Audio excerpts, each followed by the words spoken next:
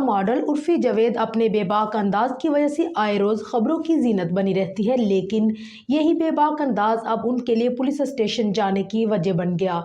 भारतीय मीडिया के मुताबिक 3 नवंबर की सुबह उर्फी जावेद मुंबई में नामुनासिब कपड़े पहने एक रेस्टोरेंट में मौजूद थी, जिसके बाद अदाकारा को पुलिस ने गिरफ्तार कर लिया। उर्फी जावेद की गिरफ्तारी की वीडियो भी सोशल मीडिया पर वायरल हो रही है, जिसमें भारत की खवातीन पुलिस एहलकारों को उर्फी को जबरदस्ती रेस्टोरेंट से लेकर जाते देखा जा सकता है। क्या मतलब?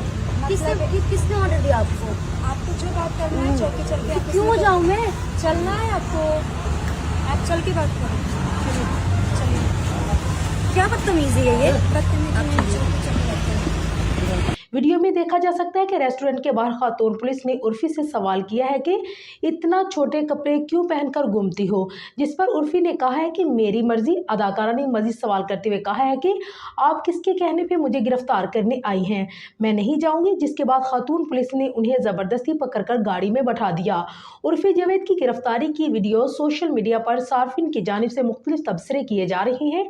कोई उसे नया ड्रामा करार दे रहा है तो कोई उसे उर्फी की जानिब से किए जाने वाला मजाक समझ रहा है। वाज़ेह रहे कि रवां साल के आगाज में सियासी जमात बीजेपी रहनुमा चतरावाग ने उर्फी जावेद के खिलाफ पुलिस में शिकायत दर्ज करवाते हुए उनकी गिरफ्तारी का मुतालबा किया था।